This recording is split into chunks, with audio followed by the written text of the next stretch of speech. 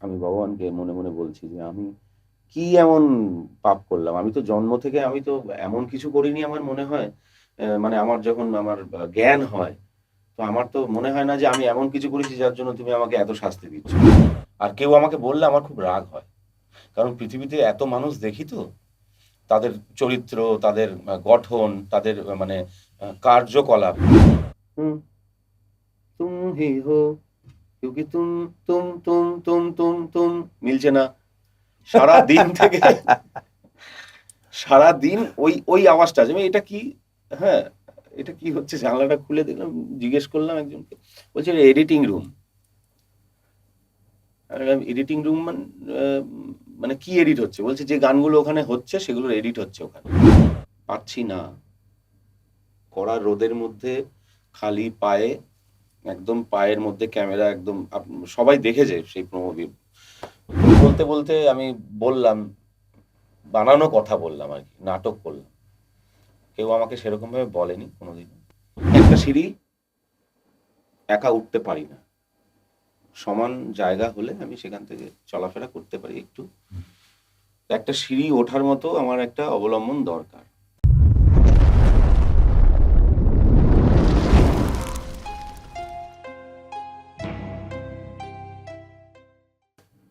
Hello everyone, the hidden চ্যাপ্টারের আরেকটি পর্বতে সকলকে অনেক অনেক সুস্বাগতম। আর হ্যাঁ, আজকে যাকে আমরা আমাদের মধ্যে পেয়েছি, একজন পশ্চিমবঙ্গ তথা ভারতবর্ষব্যাপী একজন খুব সুকণ্ঠ অধিকারী, আমার ছোট ভাই উৎপল দেকে। উৎপল দেকে অনেক অনেক অভিনন্দন এবং সুস্বাগত। তাহলে উৎপল, কেমন আছিস বল? ভালোই আছি, অসুবিধা নেই কোনো। কতটা ভালো কাজ বাজে আছিস? পুরোটাই ভালো আছি। গান বাজনা এই মুহূর্তে কি খবর, কিরম চলছে? গান বাজনা খুব ভালো চলছে। এখন একটু অফ সিজন চলছে। আর প্রচুর প্রোগ্রাম করেছি। ২০২৫-এ, ২৬-এও করেছি। তো আমাদের তো সিজন অফ সিজন থাকে। ৬ মাস প্রোগ্রাম, ৬ মাস বন্ধ। তো সেই তুলনায় অনেক প্রোগ্রাম করেছি। মানে এটাই কাজ, আর কাজটা ভালোই হয়েছে। আশা করি উৎপলকে সবাই চিনতে পারছেন। আজকে উৎপলের কাছ থেকে জেনে নেব অনেক অনেক অনেক আনটোল্ড স্টোরি, ওর লাইফের অনেক হিডেন চ্যাপ্টার। তো হ্যাঁ, তোর শুরু একদম কিভাবে এলি? গান বাজনায়। গান বাজনা কিভাবে এলি? গান বাজনায় আসাটা আগেও আমি একটা পডকাস্টে আমি সেখানেও বলেছি। আর আজকে আবার এই চ্যানেলে নতুন। তাই আমি সবাইকে সেটাও জানাতে চাই। কারণ একই ঘটনা হয়তো আপনারা অন্য চ্যানেল থেকেও দেখতে পাবেন। যাই হোক। তো ছোটবেলা থেকে তো ফিজিক্যালি একটা সমস্যা আমার রয়েছে। তো ঘরেই বেশিক্ষণ সময় আমাকে থাকতে হতো। তো ঘরে থাকাকালীন আমার সাথী বলতে মানে আমার গানটাই ছিল। মানে গান শুনে গাওয়া। হুম। পরিবারের কেউ এর আগে গান পরিবারের বাজনার কেউ সাথে যুক্ত? মোটামুটি আমার ফ্যামিলিতে গান শুনতো। আমার মা ভালো গান শুনতে ভালোবাসতেন। বাবা গান শুনতে ভালোবাসতেন। তো ফ্যামিলিতে সিঙ্গার বলতে আর কেউ ছিল না। তো আমি ১ম গান বাজনার মধ্যে আসি। তো তার অনেক বড় অনেকটা চ্যাপ্টার, একটা ইতিহাস রয়েছে। যাই হোক, বাবা গান শুনতেন, বাবা ড্রাইভারি করতেন গাড়ির। বাবা মিনি বাসের ড্রাইভার ছিলেন। তো কোথায়, মানে সারাদিন সে কোথায় ছিল প্রথম? সেটা ব্যারাকপুর? বা এটা নিউ ব্যারাকপুর টু বাবুঘাট তখন। আচ্ছা আচ্ছা। তার আগে ট্যাক্সিও চালিয়েছেন। যেভাবে জীবিকা অর্জন করতেন আরকি, আমাদের এভাবেই চলত। তো প্রফেশনের বাবা ড্রাইভারই ছিলেন। আমরা ৩ ভাই-বোন একসাথে। তো সেইভাবেই চলত। যাই হোক, বাবা ওই সারাদিন রাস্তায়, এখন যা গরম, মানে এপ্রিল মাসে যে গরম। তো এর মধ্যে আমি পরে বুঝতে পারলাম, তো গান বাজনা কিভাবে বাবা কেন ভালোবাসতো। তো সারাদিন গাড়ি চালানোর পরে একটু ক্লান্ত হয়ে যায়। রাস্তায় এত হট্টগোল, এত চেঁচামেচির পরে। তো বাড়িতে এসে বাবার রোজ স্নান-টান করে, খাওয়া-দাওয়া করে গানটা চালাতো। ঘটা করে একটা মানে গান শোনার সে ব্যাপার যত ছিল। রাতেই বাবা আসুক না কেন, গানটা মানে রোজ শুনতেই হবে। তো খাওয়ার সময় গান চলছে। তখন আমরা ঘুমাচ্ছি। মানে তখন আমরা ঘুমিয়ে পড়তাম আ 11:30 12টা, এখন তো ভোর 6টায় ঘুম আসে না। তখন টেপ ক্যাসেটের জামানা, ক্যাসেটের জামানা। আজকের মতন ইউটিউব ছিল হ্যাঁ, না। আর সাউন্ড বলতে ওই গাড়িতে যে সাউন্ড লাগানো থাকতো ডেক স্পিকার বা এইসব দিয়ে মোটামুটি এখনো সেগুলো রয়েছে, বা হাড়ির আমাদের মধ্যে, আমাদের হাড়ির স্পিকার হাড়ির মধ্যে কলসির মধ্যে এখনো সেগুলো রয়েছে ঘরে। তো যাই হোক, তখন আমরা 3 ভাই বোন ঘুমাচ্ছি, খাওয়া দাওয়া পড়াশোনা কমপ্লিট করে। তো জোরে জোরে বাবা গান শুনতো, তো রেগুলারিটি এরকম একটা গান হঠাৎ করে 11:30 12টার সময় রোজ কানের মধ্যে আসতো, আর ঘুম ভেঙে যেত। তখন বয়স কত তোর? তখন ছোট, আমার কত হবে 5 বছর 6 বছর, আমার 5 বছর 6 বছর, আমার দিদির তখন হয়তো 10 বছর হবে, দাদা হয়তো 8 বছর, ডিফারেন্স। তো যাই হোক, এই রেগুলারিটি করতে করতে করতে করতে তারপরে ভাল লাগতো গানটা শুনতে। বাবা চলে গেলে আমি ওগুলো নিয়ে রিসার্চ করতাম কিভাবে চালায়। আমি আর দাদা ছিলাম টেকনিশিয়ান ঘরে। যাই হোক, অনেক জিনিস নষ্টও করেছি এইভাবেই শুনতে শুনতে শুনতে শুনতে, হয় না এটা গানের মধ্যে আসা। তারপরে বাড়ি থেকে বেরোতে পারতাম না বেশিরভাগ সময়, খেলাধুলোর তো মানে খুবই সমস্যা। বন্ধু বান্ধব আসলে খেলতে যেতাম, নাহলে না যেতামই না প্রায়। তো বাড়িতে থেকে ওই একা একা গান গাইতাম, চিৎকার করে করে গান গাইতাম। মা থাকতো বাড়িতে, মা বলতো বাহ ভালো হচ্ছে। আর মায়ের মতো সাপোর্টার তো আর হয় না। তো যাই হোক, মা আমাকে অনেক কিছু দিয়ে গেছে, যেগুলো আজকে আমার জীবনে আমাকে সক্ষম হতে, আমাকে স্বাবলম্বী হতে সাহায্য করেছে। তো মা সাহস দিত, আমি গান গাইতাম, কিছু পাড়ার লোক রাস্তা থেকে যেত, শুনতো, আস্তে আস্তে মানে তারাও আমাকে প্রশংসা করতে লাগলো। এইভাবেই আর কি। তারপরে আমি একজন গুরুজনের কাছে যাই, গুরুজির কাছে যাই, বৈদ্যনাথ চক্রবর্তী স্যারের কাছে গান শিখি। তারপরে স্টেজ করি, প্রথম স্টেজ করি, আমার বন্ধু বান্ধব প্রথম জীবনের প্রথম স্টেজ। প্রথম স্টেজ, হ্যাঁ স্টেজ, মানে এত বড় অঙ্কের খাতা, তার মধ্যে কুমার শানুজির 4-5টা গান লেখা। কোথায় এটা প্রথম স্টেজটা কোথায় কোথায় করেছে? নিউ ব্যারাকপুরেই একটা ক্লাবের ক্লাব অনুষ্ঠান ছিল, তো সেখানে। কি নাম ক্লাবের? ক্লাবের নামটা ছিল ওরাকান্তি, মনে আছে। তো ওরাকান্তিতে ট্র্যাকে গান গাইতে গেছি আমি, আমার বন্ধু বান্ধব। তুই রোজই গাস? স্কুলে তখন অলরেডি চলে গেছি আমি। তো আমার ক্লাবে চল, দুটো গান গাইবি? একদম যে ঠিক আছে, এই তো সুযোগ, আর তো মিস করা যায় না। তারপরে এইভাবে গেলাম। তার আগে কিছু বাচ্চা আবৃত্তি বা কবিতা নাটক এসব করলো। তো দুটো গান গাইলাম, এত বড় খাতা, চেয়ারে বসলাম, খাতার মধ্যে সেই অ্যারোবিক হরফে সব লেখার মতো খাতা। তখন তো আর মোবাইল টোবাইল ছিল না। তো সেগুলো পড়ে পড়ে গাইছি, ট্র্যাক চালিয়ে দিয়েছে, মাইকে কি রিভাব আছে কি আছে না আছে কিছু জানি না, আইডিয়াই নেই কোনো। মাইক দেওয়া হলো, খাতা দেখে গাইছি, ঝরঝর করে জল পড়ছে চোখ থেকে, খাতা ভিজে গেল। প্রথম স্টেজ, তাকাতে পারছি না কারো দিকে, কিন্তু সবাই চুপ, আমি সেটা বুঝতে পারছি। কি কোন গান গেয়েছিলি প্রথম, মনে আছে সেই গানটা? হ্যাঁ, কত যে সাগর নদী, তুমি এলে না, এই দুটো গান গিয়েছিলাম। ও তোমরা আসবে তো, 3টে গান গিয়েছিলাম। লাস্টে একদম শেষের দিকে খুব হাততালি পেলাম, খুব ভালোবাসা পেলাম, ওই হলো শুরু। তার পরবর্তীতে একটু ভয়টা ভাঙলো, সাহসটা উদ্যম ছিল আমার মধ্যে, মানে ছোটবেলা থেকে, মানে আমার মতো ডান পিটে আর মানে কি বলবো, উচ্ছৃঙ্খলও ছিলাম, যেটা জানে এখন আমার পাড়ার লোকজন, আশেপাশের লোকজন জানে হঠাৎ করে আমি কিভাবে চেঞ্জ হয়ে গেলাম, সেটাও একটা ঘটনা। তো এইভাবে করতে করতে আবার আমার পাড়াতে একদিন ফাংশন, সিঙ্গার আসতে লেট, সিঙ্গার আসেনি, ব্যান্ড সাউন্ড সব রেডি, সিঙ্গার আসেননি মানে যে প্রথম শিল্পী সে আসেনি, পরের শিল্পী এসছেন। কিন্তু তখনকার দিনে তো এক চুল এদিক ওদিক করা যাবে না সময়। তখন মানে তখনকার শিল্পীগুলোকে এখন চিনতে পারিস? যারা যারা সেদিনকে উপস্থিত হয়নি, মানে আসতে পারেনি? না, তারা অনেক অনেক পুরনো, অনেক দিনের কথা। আমি তখন 7 কি 8-এ পড়ি। আচ্ছা, হ্যাঁ 7 কি 8-এ পড়ি, তো আজ থেকে তো অনেক বছর আগে। তো যাই হোক, তো আমি যখন বারান্দায় বসে গান গাইতাম, তো পাড়ার লোক তো জানে যে ও গান টান গায়, ভালো কথা। তো আমাকে ক্লাবের লোক, আমি ফাংশন দেখতে বসেছিলাম, শিল্পী আসবে, গান হবে, বিরাট ব্যাপার, তুই গান গান গাইতে পারবি? তো আমি কোনো কথা না বলে, হ্যাঁ পারবো। ব্যান্ড রেডি, সাউন্ড রেডি, আমি উঠলাম, পাক্কা 1 ঘন্টা গান করলাম, তাদের অনুরোধের গানও গাইলাম। কিশোর কুমারজির গান, মোহাম্মদ রফি সাহেবের গান, তো খুব বাহবা পেলাম। সেই থেকে পাড়ার সবাই মোটামুটি আমাকে একটা জায়গা দিল। এইভাবেই আস্তে আস্তে এখানে ওখানে, তখন তো পয়সা ছাড়াই, এখন গান গাওয়াটাই আনন্দ, তো কোনো পারিশ্রমিক, গাইতে পারাটাই একটা হ্যাঁ আনন্দের আনন্দ, ব্যাপার। পারিশ্রমিক ছাড়াই অনেক, হুম। প্রায় 1.5 বছর 3 বছর গেয়েছি, হুম। তারও বেশি হবে হয়তো। হয়তো কেউ খুশি হয়ে মিষ্টির প্যাকেট সে তো দেয়ই, 200 400 এরকম দিত, তাতে আমার খুব কাজে লাগতো। এইভাবেই আস্তে আস্তে আস্তে আস্তে কলেজে গেলাম, কলেজে প্রোগ্রাম করলাম বহু। কলেজ বলতে তোর আচার্য প্রফুল্লচন্দ্র কলেজ, সাজিহাট। হ্যাঁ, সেখানেও বহু প্রোগ্রাম করেছি। এসএফআই ছিল সেই সময়, আমাকে মানে তখনও অনুষ্ঠান তখনও ডাকতো, তখনও তারপরে প্রফেশনাল TUCL, ফ্রন্টে আসিসনি। না কলেজে যখন রয়েছিস তখনও প্রফেশনালি আসিসনি। কোন না, সাল বল, কত সাল হবে, কোন সাল হবে? কোন সাল হবে এটা, কলেজে 2010। 2010, 2010 কলেজ, তার আগেই হবে। ঠিক আমার মনে পড়ছে না, যাই হোক এটা।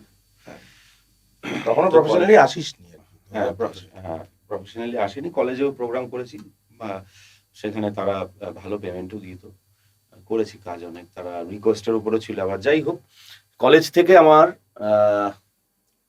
গান বাজনার জগৎটা আরো ছড়িয়ে গেল, কারণ ওখানে বিভিন্ন স্টুডেন্টরা আসতো, তো সিনিয়র জুনিয়র অনেকে ছিল, তো সবাই খুব অ্যাপ্রিসিয়েট করতো। অনেকেই ছিল ওখানে গান বাজনা করতো, স্বরাজদা ছিল গিটারে, অনেকেই ছিল। তো আমার স্কুলের বন্ধুরা আমাকে গান বাজনার ব্যাপারে হেল্প করতো অনেক। যখন আমি ক্লাসে বসে থাকতাম, তারা কি এসে বাজাতো আমার সাথে, টেবিল টেবিল বাজিয়ে গান টান হতো। এই আর কি, স্কুল থেকে কলেজ, কলেজ থেকে চারিদিকে তার পাড়ায় অনুষ্ঠান, সেখান থেকে আবার অন্য জায়গায় অনুষ্ঠান, এই স্টেজ প্রোগ্রামে আস্তে আস্তে গানের জগতে চলে গেলাম। আর এই ধর, যে কারণে তোকে আমরা সবাই চিনি, বা মঞ্চ জগতে অধিকাংশ লোক চেনে, হুম, সেটা হচ্ছে সুফি, হুম। সুফি গান। এইটার ভাবনাটা কবে থেকে শুরু হলো তোর মনের ভেতরে, যে হ্যাঁ, মানে এমনি গান বাজনা তো সবাই করে, হুম। আমি একটুখানি অন্যরকম গান গাওয়ার চেষ্টা করব? প্রথমত আমি প্রথমে বাবা মোহাম্মদ রফি সাহেবের বিরাট বড় ভক্ত। মানে ক্যাসেট তো ছিল প্রচুর, আলমারি, মানে তখনকার ওই কাঠের সেলফগুলো প্রায় ভর্তি থাকতো, অ্যাটাজিতে করে বাবা ক্যাসেট রেখে দিয়ে যত্ন করে। তো যত না ইনকাম করতো তার থেকে 20% হলেও, মানে প্রত্যেক দিন একটা করে ক্যাসেট কিনে আনতো। তো রফি সাহেবের বহু গান আমি তখন শুনতাম, আমার এখনো জানাও রয়েছে। তো সেগুলো গাইতে গাইতে একটা জেনারেশন চেঞ্জ হলো একসময়। তখন আমি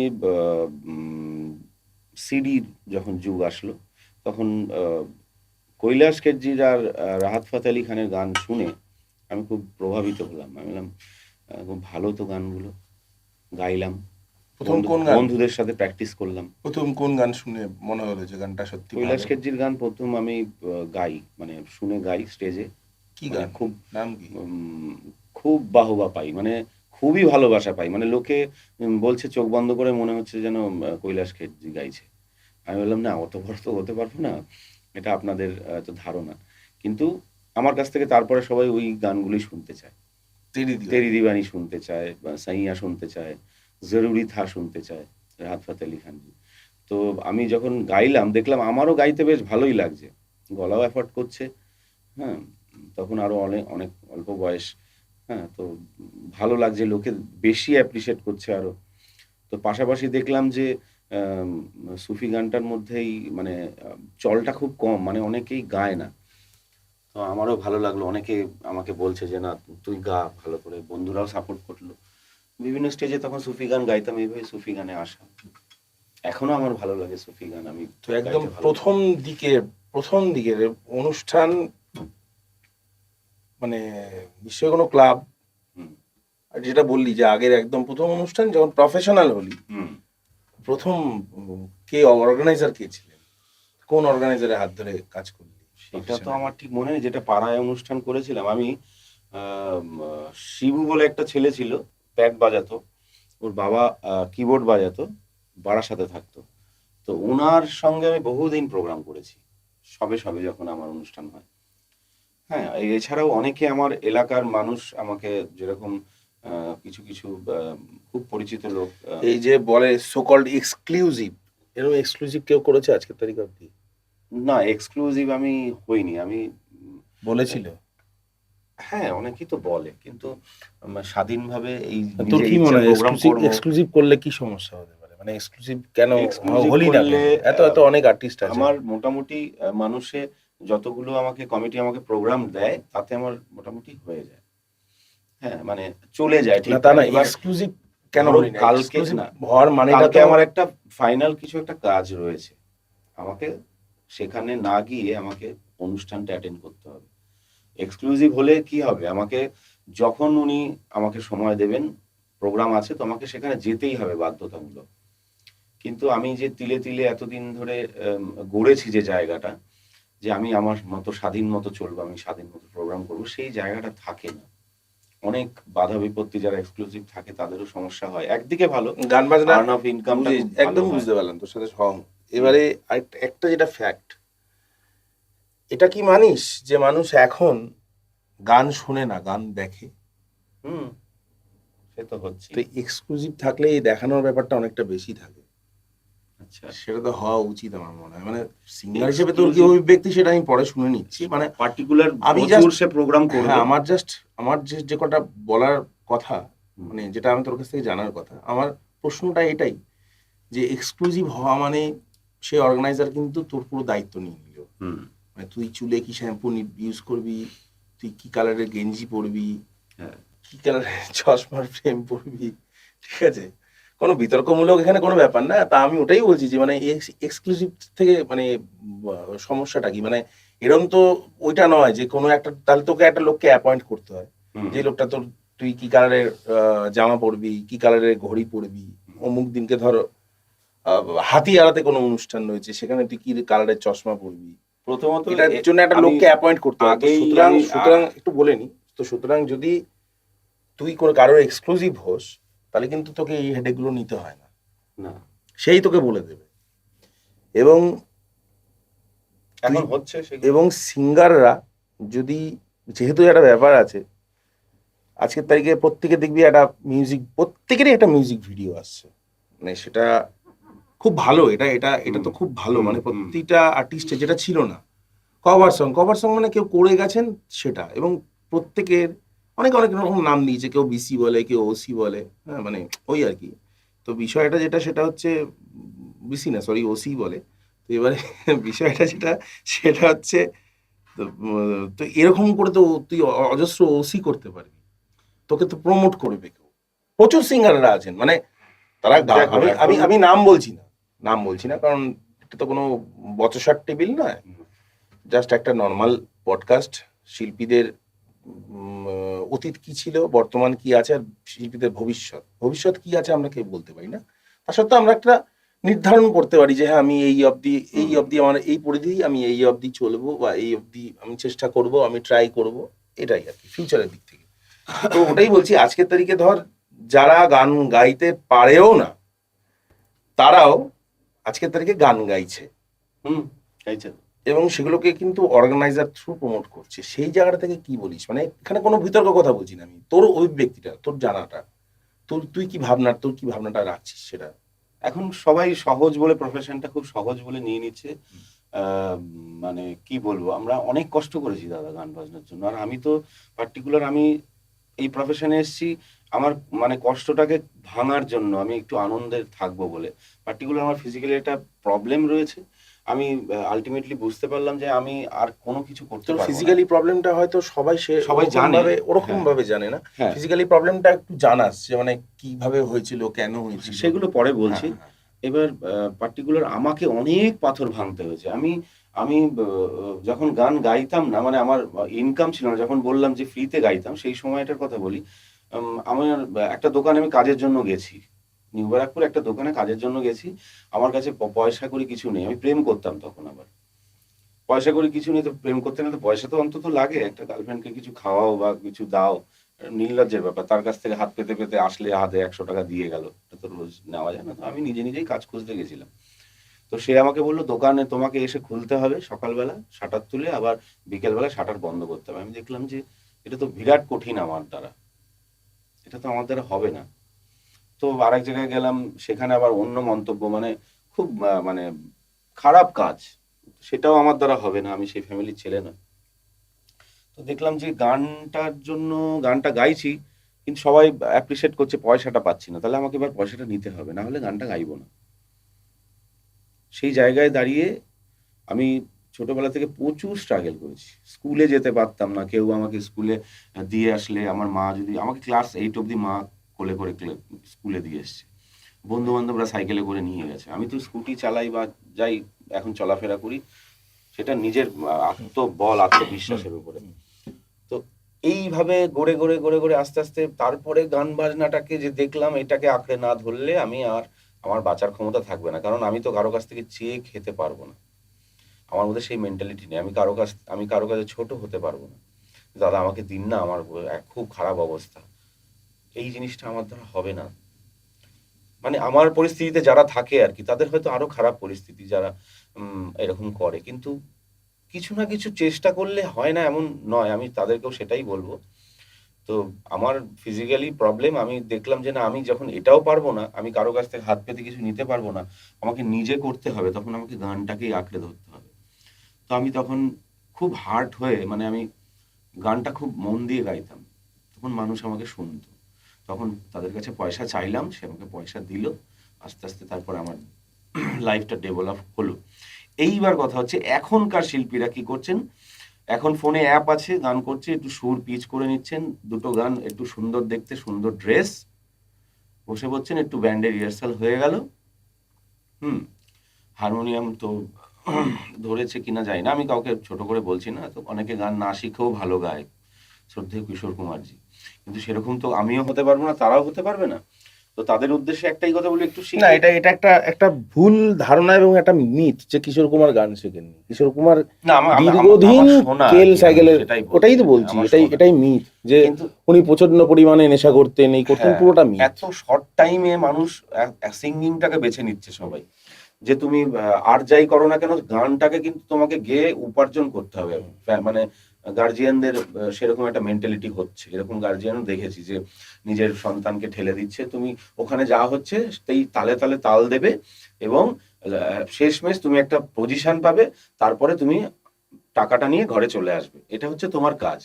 এটা একদম সহজ সাপটা কাজ, সন্ধ্যাবেলা মেকআপ টেকআপ করে সুন্দর জামা কাপড় পরে বেরোবে, গানটা যতটুকু শিখেছো সেই দিয়ে তুমি পয়সাটা নিয়ে ঘরে চলে আসবে, এইভাবে তো গান হয় না। হ্যাঁ, আমাদের সময় মানে বাবা মাদের গান শেখানোটা উপার্জনের মাধ্যম নয়, আমি গান গাইলেই যখন টাকা আমি পাওয়া যায়। ফ্রিতে গাইতাম, তখন 2 ঘন্টা 3 ঘন্টাও গিয়েছি, আমি 6 ঘন্টাও গিয়েছি, এক জায়গায় 6 ঘন্টাও গিয়েছি।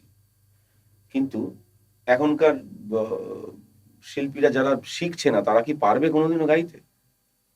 তাদের কি পারমিট করবে শরীর, বা গলার পারমিট করবে? মেবি হয়তো সেটারও কোনো নিনজা টেকনিক আসতে চলেছে।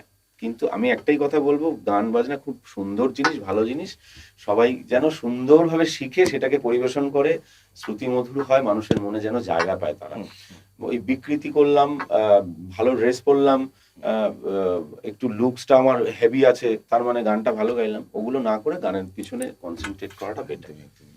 আমি একটা কম্পিটিশনে ছিলাম, ওখানে মান্নাবাবু জাজমেন্টে একটা ছেলে, ওকে বারবার করে বলার পরে, কম্পিটিশনটা আমি নাম নেব না কারণ অনেকেই ছিল আর কি কম্পিটিশনে, সবটা তো নেওয়া যায় না, সবটা যদি মানে খুলে বলা যায় তো অনেক এরকম পয়েন্ট আছে। তো এবারে আবারও বললাম, কোনো বিক্ষিপ্ত বা বিস্ফোরক বা কোনো আক্রমণাত্মক হিংসাত্মক প্রবণতি নিয়ে হিডেন চ্যাপ্টার খোলা, মানে আমরা খুলিনি একদমই না, কিন্তু কথায় বেরিয়ে আসে অনেক কথা আর কি। তো সেখানে মান্নাবাবু, বিষয়টা হয়ে গেছে এরকম কিছু কিছু জায়গায়, মানে কিছু কিছু জায়গায় আমি আমার জীবদ্দশায় গান বাজনাতে এসে কিছু কিছু পয়েন্টগুলো দেখেছিলাম যে তখন মান্নাবাবু যেটা বলেছিলেন আজকে অনেকগুলো জায়গায় মিলে যাচ্ছে। তো ছেলেটা গানটা সিলেক্ট করেছে লাগা চুন্ডি মে দাগ। লাগা চুন্ডি মে দাগ গানটা যদি ভালো করে শুনিস দেখবি অনেকগুলো হারকাত আছে মান্নাবাবুর করা। মান্নাদেজির গান যতবারই হারকাত করছে ছেলেটা মানে লাগছে না আর কি। যাও ক্যাসে যাও ক্যাসে যাও ক্যাসে লাগা চুন্ডি মে দাগ যাও ক্যাসে, যতবার এরকম করে কাজগুলো করছে। লাস্টে যখন গানটা শেষ হলো, সেট স্টপ হলো, মান্নাবাবু ডাকলো, ডেকে বললো, বাবা কি নাম? তো বলছে হ্যাঁ অমুক নাম। বলছে তোমার গলার থেকে পাঞ্জাবিতে কাজ বেশি হয়ে গেছে, মানে পাঞ্জাবিটা এমন কাজ ভর্তি আর কি। বলেছিল গলার থেকে পাঞ্জাবি, এই পাঞ্জাবির কাজটা গলায় নিয়ে আসো, রেয়াজ করো। আচ্ছা। তো সেই জায়গা থেকে বলছি, তোর এতদিনের জার্নি, ধর তুই মোটামুটি গান বাজনা করছিস কত, আজ আজ আমি সব ছেটে ডান দিক বাদিক সব ছেটে দিয়ে ধরলাম 10 বছর। বেশি 10 বছর আমি 10 বছরই ধরলাম, 17-18 বছর। ফুল ফ্রেজে 10 বছর। হ্যাঁ হ্যাঁ full গান base। বাজনা মানে মিউজিক হারমোনিয়াম সবাই চিনলো যখন আমাকে, স্টেজ, অন দ্য স্টেজ, পয়সা পাচ্ছিস। 10-12 বছর। তাহলে 10 বছরে গান বাজনা তোর একবার কতবার মনে হয়েছে যে গান বাজনা করতে গেলে গান শেখার দরকার? গান শেখা না, গান আমি কিভাবে নিজেই গাইতে feel হয়। করি আমি কিছুই গাইতে পারি না এখন। না না, মানে আমি অনেককে দেখি আর কি, মানে আমার মধ্যে আচ্ছা। হয়তো ভগবান আমাকে দিয়েছে, কিন্তু সেই জায়গাটা আমি এখনো অ্যাচিভ করতে পারিনি। গান বাজনা তো ভগবানই দেয়, সুর তালটা তো তারই হাতে। তার সঙ্গে একদিন অনেক ঝগড়া হয়েছিল আমার, আমি মাঠে খেলতে গেছিলাম, সেখান থেকে আর আসতে পারছি না, গান বাজনায় ছিলাম না তখন। আমি এই বলছিলাম আগে একটা কথায় বলছিলাম যে গান বাজনায় কেন আমি আসলাম। তো এটা আমার কাছে ভগবানের আশীর্বাদ, মানে এটা আমার কাছে একটা, মানে কি বলবো, এটা স্বপ্নের মতো হয়ে গেছিল। একদিনে হয়নি, মানে ঠিক পরের দিনই ওরকম হয়নি, ঠিক 1 মাসের মধ্যে আমি পুরো চেঞ্জ হয়ে গেলাম। মানে আমি যেই ধরনের ডান পিটে বা বন্ধু বান্ধব নিয়ে শয়তানি করা, যাই করতাম, উল্টো পাল্টা যাই, গাছের ফল টলে সব চুরি করে খেয়ে নিতাম, ঠিক আছে, বন্ধু বান্ধবদের সঙ্গে অনেক আড্ডা মারতাম, বাড়িতে বেশিক্ষণ থাকতাম না, প্রচুর বন্ধু বান্ধব হয়ে গেছিল আমার একটা টাইমে। তো যাই হোক, মাঠে খেলতে গেছিলাম, খেলতে গিয়ে ওখান থেকে ফিরে আসতে পারছিলাম না। তো হঠাৎ করে আমার ফিজিক্যালি কন্ডিশন এমন হয়ে গেছে, আমি আর উঠতে পারছি না, সেটা তো ডিজেবল। এবার সেই দিনকে এরকম হয়েছে, তো আমি সেদিন খুব কান্না, মানে সন্ধ্যা ঘনিয়ে গেছে, মানে 5:30-6টা বাজে তখন। আমি ভগবানকে মনে মনে বলছি যে আমি কি এমন পাপ করলাম, আমি তো জন্ম থেকে আমি তো এমন কিছু করিনি আমার মনে হয়। মানে আমার যখন আমার জ্ঞান হয়, তো আমার তো মনে হয় না যে আমি এমন কিছু করেছি যার জন্য তুমি আমাকে এত শাস্তি দিচ্ছ, মানে দিয়েছো বা আমি ভুগছি, জানি না আমি। তাহলে তুমি আমাকে দিলেটা কি? আমি অনেক গালাগালিও করেছিলাম সেগুলো। যাই হোক, ভগবানকে গালাগালি করা ঠিক নয়। তারপর থেকেই আমি দেখলাম একটা মানে আমার গলায় কেমন একটা সুর, মানে একটা মাধুর্য, মানে লোকে শুনছে দাঁড়িয়ে, আমি যখন গাই লোকে শোনে।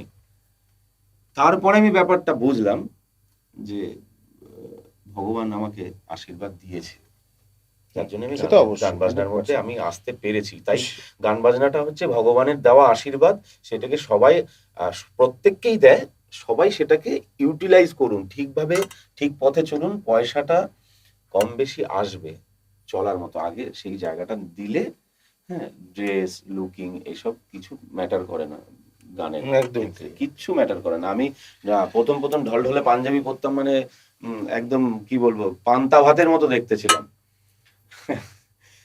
তো সেই সময় তো মানুষ, এটা একদম ভিড় হয়ে যেত, ভিড় মানে প্রচুর ভিড়, মানে গান শোনার জন্য ভিড়।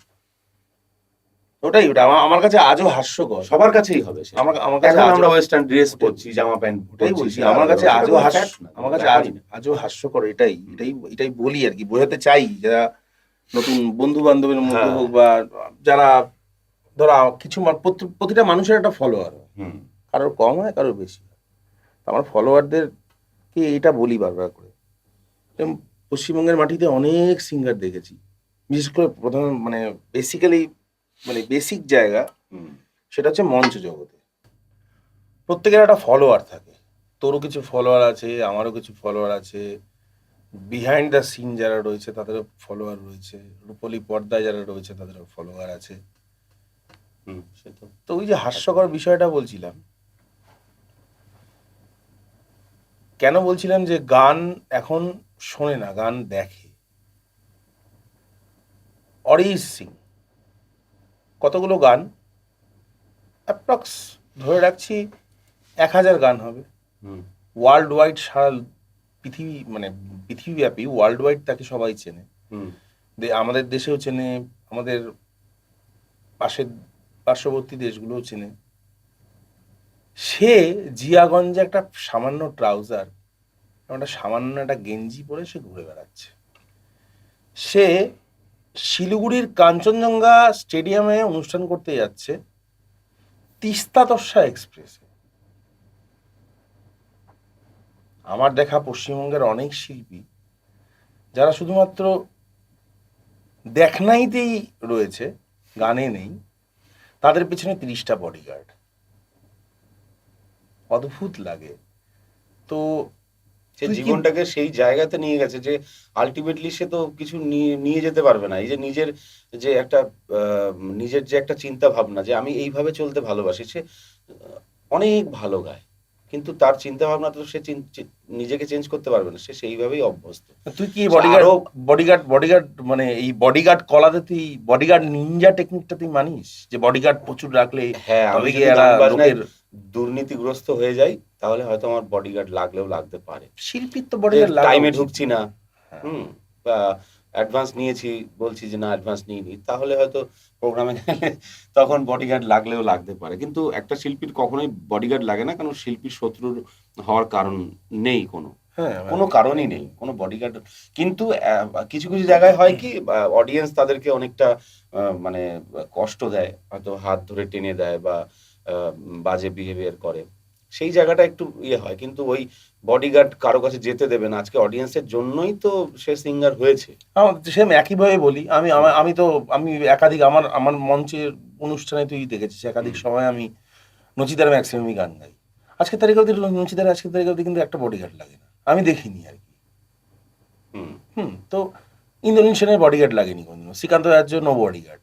আমি তাই ভাবি যে কে মানে ওটা কোনো ম্যাটার নয়, কি ব্যাপার, মানে তারা নেয়। বডিগার্ড 3-4টে বডিগার্ড কোথায় আমাদের সেই সো কল্ড কি নাম, স্বনামধন্য ধাবা তুমি অনন্যা, সেখানে তুমি বসে বডিগার্ড এমন একজন শিল্পীর নাম নিলে, মানে আমি এটা আমার জীবন থেকে উপলব্ধি করেছি যে হয়তো আমি যতটুকুই মানুষ, আমি উৎপল, আমার মতো মন আমি পৃথিবীতে আর কারো কাছে খুঁজে পাইনি। আমার সঙ্গে সবকিছু মেলে, বা আমার মতন সে, সেরকম অরিজিৎ সিং দাদা, সেও তার মতনই, তার মতো হয়তো আর কেউ হবে না। হ্যাঁ, সে তো অবশ্যই। হ্যাঁ, আমি আমার জীবনে রিয়েলাইজ করেছি যে আমার মতো মানুষ, বা তুমিও হয়তো সেটা ভেবে দেখবে কথাটা, যে তোমার মতো মানুষ কিন্তু তুমি আর খুঁজে পাবে না।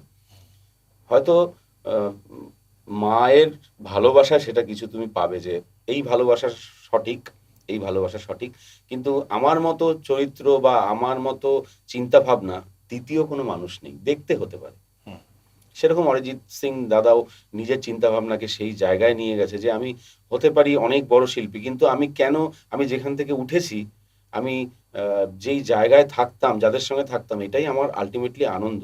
গান বাজনাটাও তার একটা পার্ট, কিন্তু আনন্দটা তার, ওই আনন্দটা সে সব থেকে বেশি ভালোবাসে, যার জন্য ফ্যামিলির সাথে থাকে, নর্মাল ক্যাজুয়াল ভাবে থাকে। এটাই তার, সে উপলব্ধি করেছে আশা করি। তো ওটাই আর কি, মানে ঠিকই আছে, যে যার মতন যে সিকিউরিটি নিয়ে, হ্যাঁ, সিকিউরিটি তারই থাকে যে ইনসিকিউরিটিতে ভোগে। ইনসিকিউর, যে সে সিকিউরিটিতে ভোগে, কোনো চাপ নেই। আর আরেকটা বিষয় যেটা শুনছিলাম, যেটা শুনেছি অনেকের কাছে, একাধিক কমপ্লেনও শুনেছি, তোমার সঙ্গে একটা ভালো সম্পর্ক, তোমার অনেকগুলো গান উৎপলদা গেয়েছে, উৎপলদার অনেকগুলো গান তুমি করে দিয়েছো, মানে আমাদের গানের কথা বলছি, মানে এ তোর আগের বারে আমি তোমার কাছ থেকে অনেক গান রেকর্ড করিয়েছি, মানে যেই আমার গানগুলো, সুরেও গেয়েছি, যে গানগুলো এসেছে বা আসছে, এই লাস্ট 2-3 দিন আগেও একটা গান অলরেডি আমরা হয়ে গেছে, যেটা এখনো পুচেদার সুর এবং কথায় রেকর্ডিং তাপস দা মিক্সিং মাস্টারিং এ, আর তুমি ম্যানেজমেন্টে। একদম। তো এবারে সেই জায়গা থেকে অনেকেই বলেছে না, দাদাকে তো, আমাকে অনেকে ফোন করে বলে যে একটু ভালো, একটু সাবলীল যদি কোনো কণ্ঠশিল্পী হয় ভাই, আমি বলার চেষ্টা করি যে উৎপলকেই নিও বা উৎপলকেই নাও। আমি গান গাইতে খুব ভালোবাসি, আমি একটা জিনিস বুঝে গেছি, গানের জন্যই আমার জন্ম হয়েছে। না, তুই তো গান গাইতে ভালোবাসিস, কিন্তু অনেকে, আমি আদার্স কোনো কাজ আমি মাথায় রাখতেই পারি না। তুই গান গাইতে ভালোবাসিস, টাইপ অফ মানে গাজনি বলতে পারো আমাকে, তুই আরো সেকেন্ডের মধ্যে ভুলে যাই, প্রচুর গান ছাড়া আমার মাথায় কিছু থাকে না। তুই প্রচুর গান গা, তুই গান গাইতে ভালোবাসিস অবশ্যই। তুমি 10টা বাজে কথা বললো, সেটা আমার মাথায়, কিন্তু অনেকে ভালোবাসছে না, বলছে টাকাটা অনেকটা চাইছে। আচ্ছা, মানে আমি যা দেখলাম, আমার মানে আমার পেমেন্ট হ্যাঁ হ্যাঁ, মানে ওটাতে আসছি, তো পেমেন্টটা তো পেমেন্ট না, রেট, মানে সরি, হ্যাঁ মানে ওই আর কি, ওই পারিশ্রমিক মানে বা ওই যাই কথাটা বলো, শুনে হ্যাঁ, শুনে আর কি, না ওই যেটা এত সবাই হয়েছে না, বলে। রেট কি রেট, অথবা কপিস মিউজিশিয়ান, পিস। হ্যাঁ হ্যাঁ কপিস। তো এবারে যেটা মেন জিনিস সেটা হচ্ছে, উম, আমি যেটা দেখলাম, চাহিদা, বাজারের চাহিদা, এটা কি তুইও ফিল করিস কিনা সেটা জাস্ট শুনছি। আমি শুনিনি, আগে বলছি। মানে দেখতে হবে, মানে মেল সিঙ্গার স্টেজে হুম, দেখতে হবে হচ্ছে তোর সালমান খানের মতো হ্যাঁ, ফিজিক, মানে চেহারা। চেহারা। বিদ্যুৎ জামালকে দেখেছিস তো? হুম, বিদ্যুৎ জামাল মাঝে মধ্যে কমেন্ডো, হ্যাঁ ওরম টাইপের চেহারা হবে, বা জন আব্রাহাম টাইপের চেহারাটা হবে, হাইটটা ওই লেভেলে।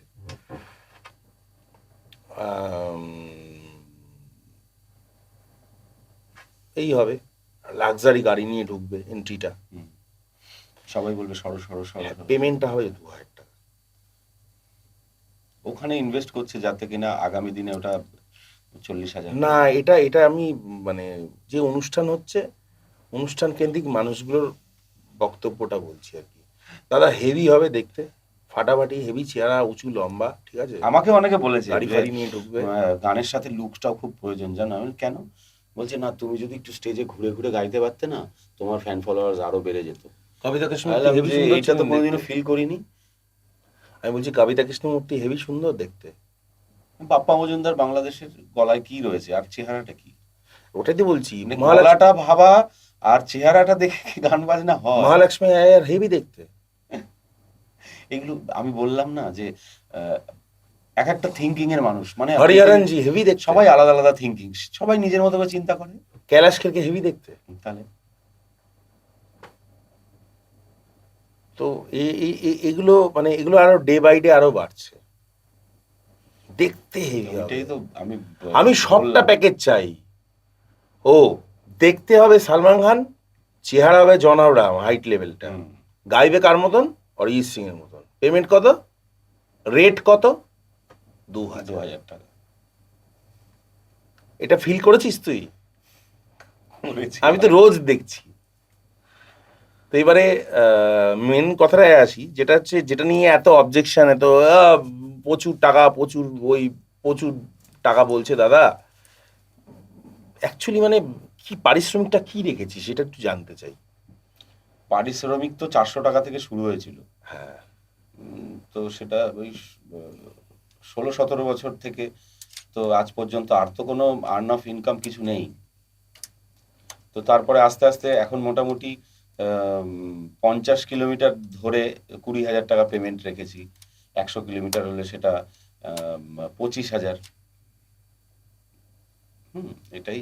আহ, তো এটা তো একদিনে হয়নি। 20,000 টাকা, 25,000 টাকা মানুষের এক মাসের স্যালারিও হয় না।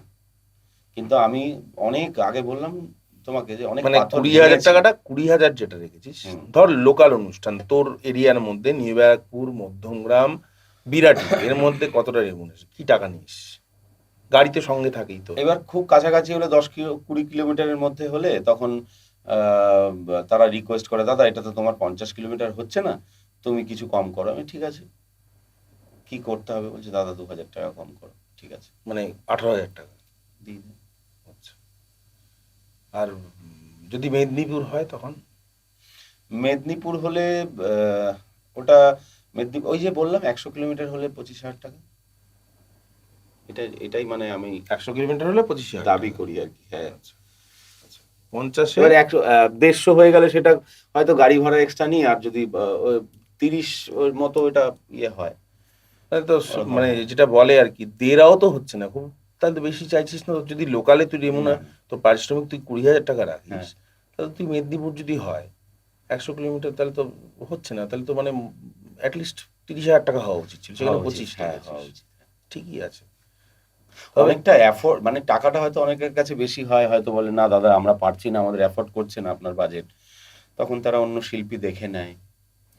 কিন্তু আমি যতগুলো প্রোগ্রাম করেছি এখনো পর্যন্ত, আমি তাদেরকে অ্যাডভান্স ছাড়া আর কিছু বলিনি যে স্টেজে ওঠার আগে আমাকে পয়সা দিন। এটা আমাদের ক্ষেত্রেই হয়, জানিস স্টেজে তো? ওঠার আগে আমি পয়সা নিও না, যদি অনেকে দিয়ে দেয় আমাকে এসে, কিন্তু গান করার পরে পুরো পেমেন্টটা আমাকে দিয়ে যায় হাতে। ভালোবাসার খাতিরে কিছু কম বেশি হলো, সেটাও আলাদা ব্যাপার। মানে মানে মানে এটা এটা আমাদের ক্ষেত্রেই হয়, জানিস তো। আমাদের ক্ষেত্রে, আমাদের এই কলা কুশলীদের ক্ষেত্রেই হয়। কেউ ধর ভিডিও এডিটার, কেউ ধর সাউন্ড ইঞ্জিনিয়ার, কেউ ধর মিক্স ইঞ্জিনিয়ার, কেউ মিউজিক ডিরেক্টর, কেউ ভোকালিস্ট, ডিসকাউন্ট, স্যাক্রিফাইস। কেউ বাজনদার। হ্যাঁ, মানে এই জিনিসটা যে আমাদের তো বাজেট নেই দাদা, এর মধ্যে আপনি করতে পারবেন। কেউ ধর গোদরেজের এসি কিনবে, সরি ডাইকিনের এসি কিনবে। ধর ডাইকিনের এসির দাম হচ্ছে 40,000 টাকা। সে গিয়ে কি ডাইকিনের শোরুমে গিয়ে বলবে না গোদরেজ তো ওই টাকাটা দিচ্ছে? বলতে পারবে? শপিং মলে যে যায় 999 টাকায় একটা জিন্সের প্যান্ট, ওখানে বার্গেনিং করতে পারে? পারে না তো। পারে না। আমাদের ক্ষেত্রে কেন হয়? এখন সঠিক উত্তরটা দিবি, আমাদের ক্ষেত্রে কেন হয়? ওই আগেই বললাম, আর্টিস্ট অনেক হয়ে গেছে। কাজের জায়গা, মানে একটা কাজের লোক আগে 10 জন ছিল, এখন 100 জন হয়ে গেছে। অপশন অনেক আছে, তাই অপশন নিচ্ছে। তাদের ভালো লাগলে অপশন তারা নিচ্ছে নাকি আমরা অপশন দিচ্ছি, কোনটা? আমরা অপশন দিচ্ছি না, অপশন তারা নিচ্ছে তাদের বাজেট অনুযায়ী। এখন যদি উৎপল যে গানগুলো গায়, সেগুলোই যদি কেউ 5,000 টাকায় গান করে, তো অবশ্যই তাকে নেবে, তার বাজেট না থাকলে। মানে বলতে চাইছিস আম, বাজারের কাঁচা আম আর বাজারে পাওয়া আম সত্ত্ব একই দামে হওয়া উচিত? দুটোই তো আম, মানে এটা আম ওটা আম সত্ত্ব, পার্থক্যটা কি? পার্থক্য তারাই বুঝবে তখন, পার্থক্যটা পরের বার বলবে। পার্থক্যটা আমি বলে দিচ্ছি। পার্থক্যটা হচ্ছে যে আমটা যাচ্ছে গিয়ে প্রসেসিং হচ্ছে, লোকজন মিলে সেটাকে আম সত্ত্বে রূপান্তরিত করছে। এই যে রূপান্তরণের যে কস্টিংটা, সেটার মানে ডিফারেন্স বিটুইন আম অ্যান্ড আম সত্ত্ব, একটা গ্রাউন্ড আর একটা প্রোডাক্ট। সেটাই বলছি যে এই প্রোডাক্টিভিটি যেটা, এই যে এতদিনের কাজের শ্রম, জায়গায় কম্পিটিশন এতদিনের পরিশ্রম, অনেক বেড়ে গেছে। এতটা সময় রেয়াজ করা, এতটা ওই করা, মানে আরো একটা বিষয়, এটা ক্লিয়ার করে দিলাম আম সত্ত্ব আম। আরেকটা বিষয় সেটা হচ্ছে তুই কোনটা চাস, মানে টাকার অঙ্কটা কমিয়ে ফেলবি, প্রচুর পরিমাণে প্রোগ্রাম করবি, নাকি প্রোগ্রাম কমিয়ে ফেলবি টাকার অঙ্কটা বহাল রাখবি? না, আমি টাকার অঙ্ক কমাতে পারবো না। এর জন্য আমাকে অনেকগুলো সিঁড়ি চড়ে আসতে মানে সিঁড়ি চড়ে আসতে হয়েছে। তাহলে তো কমিয়ে দিলে আমি রোজই প্রোগ্রাম করতে পারি। Right, right. আর সবকিছুর একটা মেয়াদ তো থাকে। তো রেগুলার প্রোগ্রাম করব, আমার গলাটা নষ্ট হয়ে যাবে। রাইট। আমি মাসে 5টা প্রোগ্রাম করব, আমার যাতে অন্তত আমার সংসার খরচা, আমার যতটুকু খরচা আছে চলে গেলেই হবে, আমার অতিরিক্ত দরকার নেই। আমার চাহিদা কিচ্ছু নেই, বেশি নেই। আমি যতটুকু পেয়েছি তাতে একদম আমি ফুল স্যাটিসফাই, মানে আমার আর কিচ্ছু লাগবে না।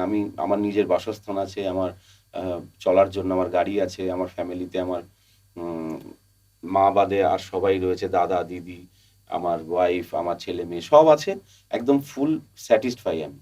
কিন্তু আর কিচ্ছু দরকার নেই, শুধু একটাই জিনিস দরকার, যে সবার সঙ্গে যাতে ভালোভাবে সম্পর্ক রেখে নিজের মান সম্মানটা কোনোদিনও না হারাই। এটাই আমার কাছে অনেক বড় পাওয়া। পেমেন্টটা আমার ওই থাক, প্রোগ্রাম কম হোক, কিন্তু কেউ আমাকে ছোট করবে বা কেউ আমাকে বাজে কথা বলবে, এটা আমি নিতে পারবো না।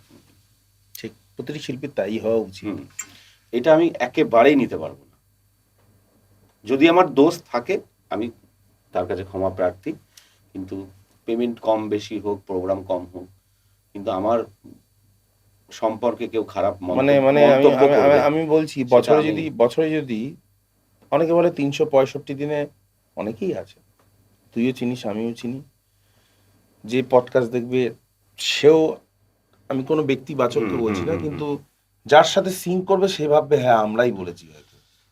তাতে দ্য হিডেন চ্যাপ্টার্সে কিছু যায় আসে না। দেখ, মানুষের ভাবনাকে আমরা কেউ আটকাতে পারবো না, কিন্তু এটা আমি একটা উল্লেখ্য বিষয় তুলে ধরছি এই কারণেই যে সবার জানা উচিত, প্রতিটা জায়গায় সমাজের প্রতিটি ধাপে ধাপে সিঁড়িতে সিঁড়িতে গিয়ে কেন জানি বারবার করে মনে হয় যে আমরা শিল্পীরা সত্যি খুব পদদলিত হই, সব সব রাইটস থেকে অনেক পিছিয়ে থাকি আমরা। তো সেই জায়গা থেকে করোনাতে দেখো কি অবস্থা। হ্যাঁ হ্যাঁ, সেই জায়গা থেকে ওটাই একটা কোশ্চেন। অনেকেই বলে, ওই যে বললাম, কেউ হয়তো নিজেকে রিলেট করে ফেলবে এর সাথে, কিন্তু অ্যাকচুয়ালি তা না। অনেকেই বলে আমার তো মোটামুটি এই তো 128 নাইট শো করলাম। চাকরি ওটা শো নয়, তো এবার তুই তোর রেগুলার বেসিক চাকরি আমি তোর করতে তোর চাই না। আমি ব্যক্তিগত ওপিনিয়নটা শুনে নিতে চাই। সেটা হচ্ছে, ধর তুই বছরে 4টে অনুষ্ঠান পেলি, 12 মাসে 4টে অনুষ্ঠান, পরের বছর তুই রেমুনারেশন কমিয়ে কি 4টে অনুষ্ঠান জায়গায় 40টা অনুষ্ঠান করার চেষ্টা করবি? একদমই না, মানে একদম তুই অনর আর কি তোর আমি জায়গায়। আমি আর নড়বো না এই জায়গা থেকে। ঠিক, আমি অন্য সৎ পথে কোনো বিজনেস করব। রাইট, মিউজিক থাকবে, মিউজিকের মধ্যে মিউজিক থাকবে। আর আগামী দিনে আমার পরিকল্পনা, আমি স্টেজ প্রোগ্রাম তো আমি করছি যতটুকু আমাকে মানুষ চাইছে ততটুকু, আর বয়সটাও অনেকটা হয়ে গেছে, দাড়িগুলো পাকা শুরু হয়ে গেছে। তো যত দিন আমি গাইতে পারবো, মানুষ আমাকে চাইবে, আমি গাইবো। তারপরে এখন থেকেই মানে অনেক আগে থেকেই শুরু করে দিয়েছি, আমি ফ্রি অফ কস্ট মানে গান গাই। মানে সবাইকে বলি যে আমাকে গান দিন, আমাকে পয়সা দিতে হবে, নতুন গান, আমি তার জন্য কোনো পারিশ্রমিক নেব না। আর নিজেও নিজের পকেট মানি থেকে, মানে সব কিছু বাদ দিয়ে, সংসারের তো একটা খরচা থাকে, বিভিন্ন রকম ইএমআই, সংসারের খরচা, খাওয়া দাওয়া, থাকা, লাইফস্টাইল, যাই হোক, সেই খরচা বাদ দিয়ে যেটা আমার জন্য আমি রাখি, সেখান থেকে আমি একটা করে গান রিলিজ করি, যাতে আজকে না শুনুক নচিকেতাদার গান, তখন কেউ সেভাবে শুনতো না, কিন্তু এখন পাগলের মতো ভালোবাসে, সবাই শোনে। রূপম ইসলামের তাই, প্রত্যেকটা শিল্পীর তাই, এখন শুনছে না পরে শুনবে, শুনুক। আমি আমার গানগুলো রিলিজ করছি, কিছু একটা থেকে যাক, যেটা দেখাতে পারবো, কিছুটা থেকে যাক, আর কি থাকবে, দেখাতে পারবো। সবাই তো মানুষ হয়ে জন্ম হয়, মৃত্যু হয়, অরিজিৎ সিং এর গানটা অরিজিৎ সিং এরই গান, হ্যাঁ, রূপম ইসলামের গানটা রূপম ইসলামেরই গান, সেটা আমি আমি চাইছি যতই গাই, কেউ যদি সেটা গানও সেই আমাকে ক্রেডিটটা আমি নিতে পারবো। গানও আমাকে দেয় যে গাওয়ার জন্য, যে তুমি গাও, আমি খুব খুশি হব তাহলে। একদম। তো কিন্তু রেমুনেশন আমি কমাবো না, একদম রাইট, কারণ ওটাই আমি চলতে চলতে অভ্যস্ত হয়ে গেছি, আমি এর নিচে নামলে আমার সমস্যা হয়ে যাচ্ছে। একদম। কেউ করছে, তার অনেক পরিস্থিতি হয়তো খারাপ, আমরা জানি না, তার পারিবারিক সমস্যা অনেক, কম্পিটিশন অনেক, কিন্তু সেটা তার ম্যাটার, আমি সেই ব্যাপারে কিছু বলবো না। কিন্তু এতে অন্য শিল্পীর ক্ষতি হয়, তাকেও একটু ভাবতে হবে আমার মতো করে, যে সেও তো কাজের মধ্যে রয়েছে। সে যদি একটা কম পয়সায় 5 টাকার জায়গায় 2 টাকা নিয়ে কাজ করে, তাহলে আগামী দিনের শিল্পীদের অবস্থা 1 টাকায় চলে আসবে। ঠিক। হুম, আরো একটা পয়েন্ট যেটা মিস হয়ে গেছিল একাধিক কথার মাঝে, আলোচনার মাঝখানে, ওই এক্সক্লুসিভের ব্যাপারটা। হুম, তো তুই যদি কোনোদিনও এক্সক্লুসিভের সুযোগ পাস, ধর আবার পেলি, এই ভিডিওটা দেখার পরেই ধর কেউ তোকে এক্সক্লুসিভ নিতে মানে বাধ্য করলো, তুই এক্সক্লুসিভ হওয়ার পরে কি কি পয়েন্ট অফ ভিউ গুলো রাখবি? এক্সক্লুসিভ হওয়ার পয়েন্ট অফ ভিউ, এক্সটার্নাল আর কিছু তো পাওয়ার মতো নয়। আমাকে উনি যেরকম ভাবে প্রোগ্রাম দেবে, আমি সেভাবে প্রোগ্রাম করব, সেটাই, তাই তো, তার ফাঁকে বাধ্যতামূলক করতেই হবে আমাকে। ওই ওটাই বলছি, মানে ওই কন্ট্রাক্টটা থেকে তুই, মানে যে কারণে তুই হ্যাঁ, তাতে করিসনি আর কি। করিনি এখনো পর্যন্ত, হলে অবশ্যই করব, কিন্তু আগে ভালো মানুষ হতে হবে। কাকে? যে প্রোগ্রাম আমাকে এক্সক্লুসিভ করবে, আচ্ছা, তাকে ভালো মানুষ হতে হবে। কারণ আমি সবাইকে একটাই কথা বলি, যে একটা ভালো শিল্পী হওয়ার আগে একটা ভালো মানুষ হওয়া সব থেকে বেশি প্রয়োজন।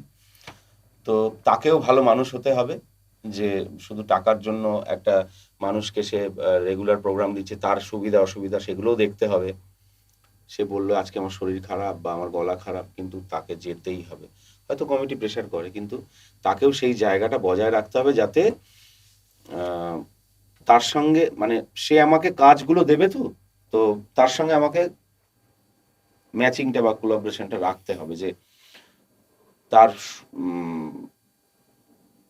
খারাপ ভালো কি আছে না আছে সেটা বুঝলে তাহলে আমি অবশ্যই যাব। তাহলে এবারে এই তোর যেরকম আমি দেখলাম, আরেকটা বিতর্কিত বিষয়, সেটা হচ্ছে তোর যেটা দেখলাম, তোর একাধিক পোস্টার এবং ব্যানার, আমি জানি না তুই করিস কি অন্য কেউ করে, মানে পোস্টারগুলো আয়োজক মণ্ডলী বা প্রযোজক মণ্ডলী, আমার এটা জানা নয়, তার জন্য তোকে একদম র্যাপিড ফায়ারের মতন কোশ্চেন করছি।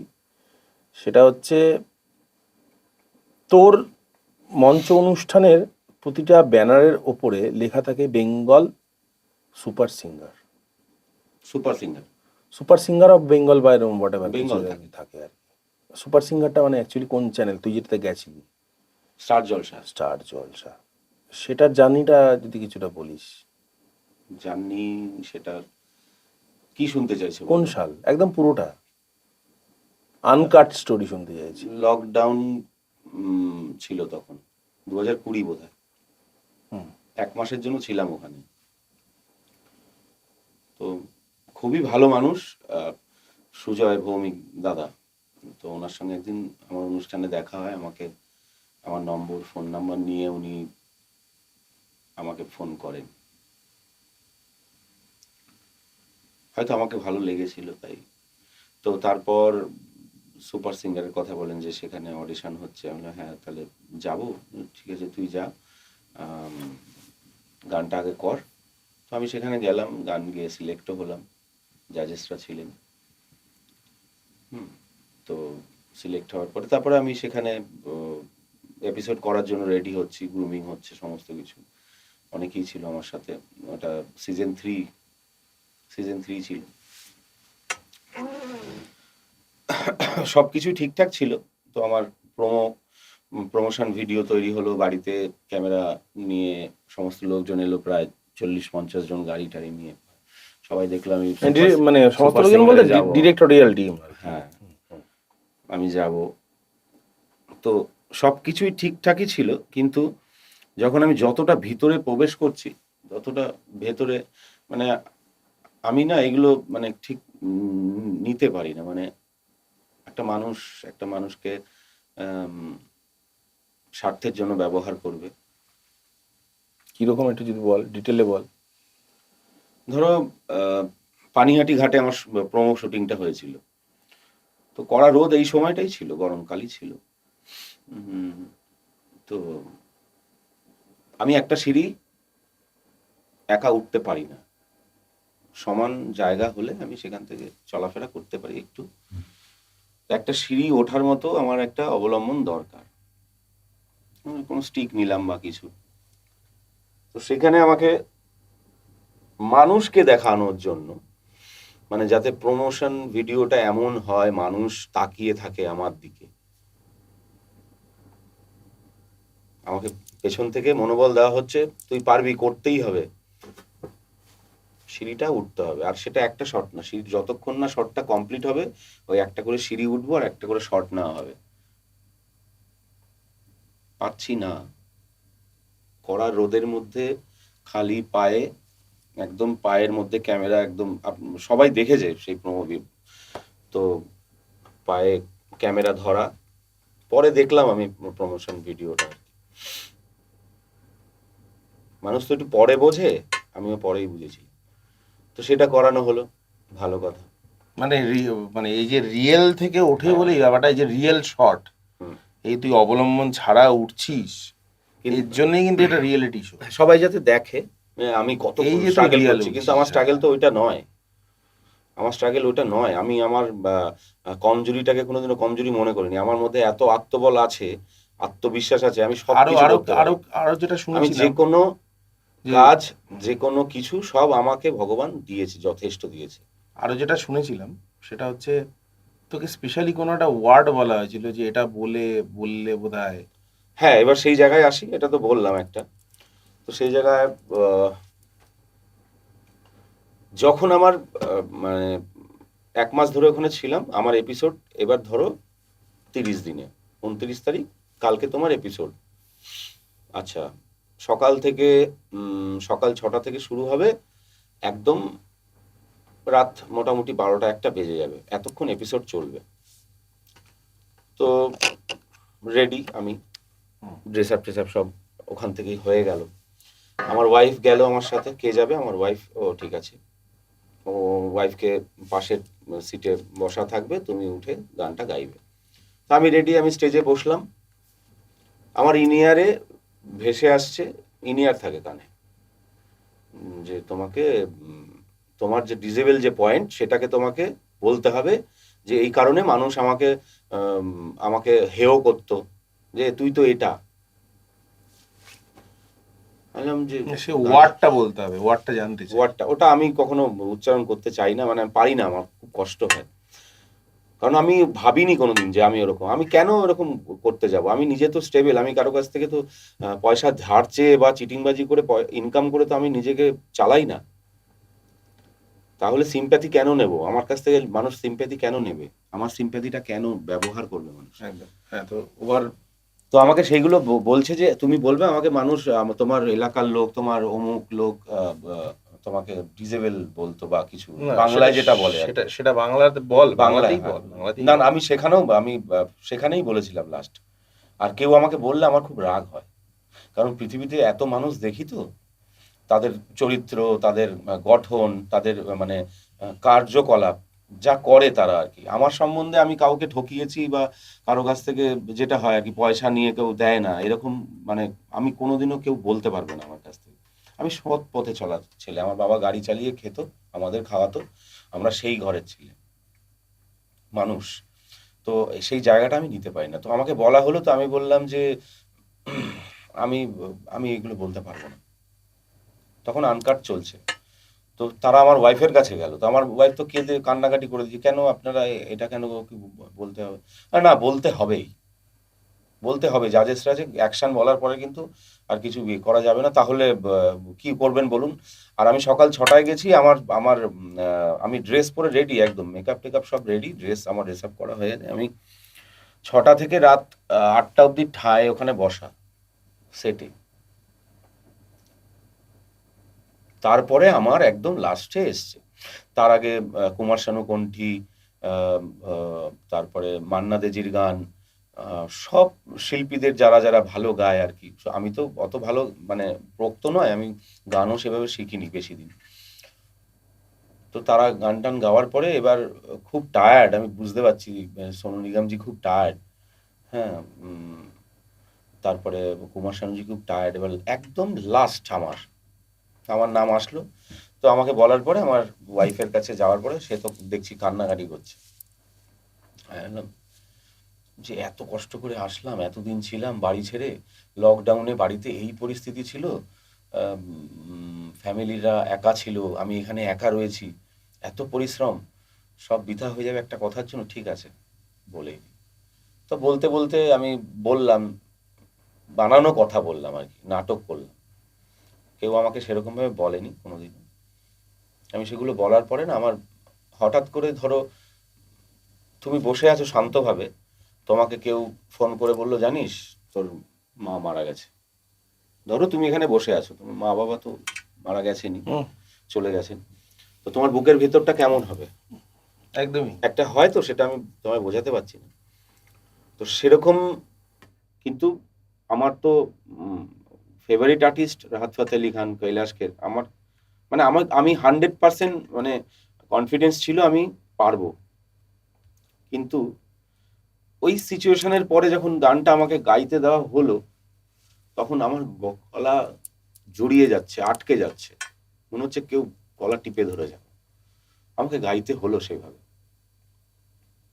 এবং সেই আলটিমেটলি সেটা করার পরে আমি রুমে আসলাম। পরের দিন আমার শুটিং আছে, আবার একটা গান আছে। সোনুজি আমাকে বললেন তোমার এই জায়গাটা একটু প্রবলেম হয়েছে। একদম পারফেক্ট, আমি জানি প্রবলেম হয়েছে, প্রবলেম হওয়ার কথা, আমি বুঝতে পারছি হওয়ার কথা। এই অবধি শেষ হলো। পরের দিন এপিসোড, তারপরে এপিসোডে পরের দিন আরেকটা এপিসোড আছে। ওনারা ওনাদের মতো মন্তব্য করে দিলেন যে এই প্রবলেম আছে, তুমি একটু দেখে ঠিক ঠিক করে নাও। যিশুদা অসাধারণ লোক, ওনার মতো মানুষ মানে সত্যি পাওয়া খুব মুশকিল। আমাকে খুব আশ্বাস দিল, উৎপল তুই এই বছর হয়তো পারিসনি, কিন্তু তুই এমনভাবে তৈরি হয়ে আসবি আগামী দিনে, তোকে এই সুপার সিঙ্গার খুঁজবে। আমি খুব সাহস পেলাম। দেখো জীবনে তোমাকে এটা কি সেটে বললো? একদম মানে কি হ্যাঁ, সেটার ওই বাইরে? এপিসোডের মধ্যেই রয়েছে, এপিসোডের মধ্যেই রয়েছে। যিশুদা আমাকে চেয়ার এনে দিল বসার জন্য। এটা মানসিকতা মানুষের। যিশুদা জানে তো, সেই জায়গা থেকে যিশুদা এসছে। তো আমার সঙ্গে আমাকে খুব মানে অ্যাপ্রিসিয়েট করেছে।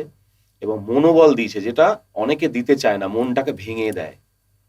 মানুষকে টাকা পয়সা দিয়ে সাহায্য করতে হয় না, মানুষকে সাহস দিলে সে অনেক দূরে যেতে পারে। এটা আমার মানে আমার চিন্তা ভাবনা আর কি, যেটা আমি ভাবি। তো সেটাই আমাকে যিশুদা দিয়েছিল। সুজয় দাও আমাকে যথেষ্ট হেল্প করেছে, ভালোবাসা দিয়েছে, এত অব্দি নিয়ে গেছে। কিন্তু ভেতরের এই কালচারটা দেখে না আমার মনটা পুরো ভেঙে গেছে। মানে অডিশন, গান করা, এই যে স্টার হব, সুপার সিঙ্গার বা টিভিতে গান করে বিরাট শিল্পী হব, এই জায়গাটা আমার নষ্ট হয়ে গেছে।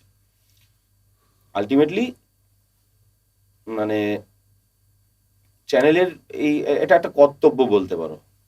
মানে আমি কেন টিভি দেখবো, এটা অনেক জায়গাতেই হয়ে থাকে। শাশুড়ি বউয়ের ঝগড়া সব বাড়িতেই হয়, সেটা সিরিয়ালে দেখানো হয়। কারণ দেখবে কেন, ওই নিজের রিয়েল লাইফটা। এই ছিল অভিজ্ঞতা। তারপরের দিন আমার এপিসোড ক্যান্সেল হয়ে গেল, আমি বাদ হয়ে গেলাম রীতিমতো। যারা যারা ছিল আস্তে আস্তে তারা ফার্স্ট, সেকেন্ড, থার্ড হয়ে গেল। আমি আর কোনো জায়গায় পেলাম না। তারপর থেকে চিন্তা ভাবনা করলাম যে আর আমি রিয়েলিটি শোতে যাব না, আমি কোনোদিনও যাব না। যদি যাই, পর্যাপ্ত সম্মান আমাকে যদি তারা দেয়, আমার নেগেটিভিটি নিয়ে তারা কাটাছেঁড়া করবে মানুষের কাছে, সেগুলো কেউ কাঁদবে বসে দেখে, আমি সেই জায়গাটা তাদেরকে দিতে, আমি কাউকে কষ্ট দিতে চাই না। সেই জায়গায় আমি নিজের গান করব, নিজে গাইবো, সেই গানগুলোকে রিলিজ করব। মানুষ যদি আমাকে ভালোবাসে, একদম তাহলে সেই ভালোবাসাটাই আমার কাছে অনেক বড়। টিভিতে মুখ দেখালেই যে আমি অনেক বড় শিল্পী হয়ে যাব, সুপারস্টার হয়ে যাবো, তাহলে আপনাদেরকে আমার ধন্যবাদ। একদম। Thank you very much. আর আরেকটা জিনিস সেটা হচ্ছে, কোনো একটা জায়গা থেকে আমার কেন অনেকেরই মনে হয়, যারা পডকাস্ট দেখছেন, কারণ untold story, uncut story, the hidden chapter, মানে সত্যিটা তুলে ধরার জায়গা। এখানে কোনো ফেক আমরা কিছু রাখিনি। না তুই ফেক, না আমি ফেক, না এই ফ্লোরটা ফেক, না এই শোটা ফেক। একটা সিঙ্গার সবাই শুনছে হেভি ফাটাফাটি গাইছে, কিন্তু খুব লজ্জার বিষয় আবারও বলি, যারা আমরা অডিও ইঞ্জিনিয়ারিং এর কাজ করি, অর্থাৎ স্টুডিওতে বসে কাজ করি, প্রতিটা গানে অটোটিউনের কলিংগুলো শোনা যায় টেল ড্রপে। আমরা বুঝতে পারি যে অটোটিউন লাগানো রয়েছে এবং সেগুলো পিচ করা। এরকম মানে সত্যিটা তোর কাছ থেকে শুনে নিতে চাই। মানে আমি জানি না তুই কি বলবি, আচ্ছা, কিন্তু আমি তোকে সত্যিটা বলার জন্যই বলবো। সমস্ত টেল ড্রপ গুলো লাস্টে এসে নি ধর হ্যাঁ এরম হচ্ছে। তোমার তো নিজেরও একটা স্টুডিও রয়েছে। হ্যাঁ, আমি তুমি ব্যাপারটা ভালো বুঝবে। তাহলে আমি তো প্রতিনিয়ত কাজ করে তোমাকে আমি সেই অভিজ্ঞতাটাও বলি। আমার রুম ছিল ফার্স্ট ফ্লোর, আর এডিটিং রুম ছিল একদম গ্রাউন্ড ফ্লোরের বাদিকে। তো 1 মাস আমি ওই ঘরের মধ্যেই ছিলাম, না বাইরে কোথাও গেছি। করোনার টাইম ছিল অবশ্য, কারোর সঙ্গে দেখাও করতে পারিনি। তো প্র্যাকটিস, খাওয়া দাওয়া, ঘুম, প্র্যাকটিস, খাওয়া দাওয়া, ঘুম, রেয়াজ, প্র্যাকটিস, খাওয়া দাওয়া, ঘুম, এই ছিল লাইফ। 1 মাস 30 দিন। তো যখনই আমি সকালবেলা উঠছি, এডিট হচ্ছে, টিক টক পাক পক পক, ওয়ার্ড, এই এটা টিক টিক টিক, তুম হি হো क्योंकि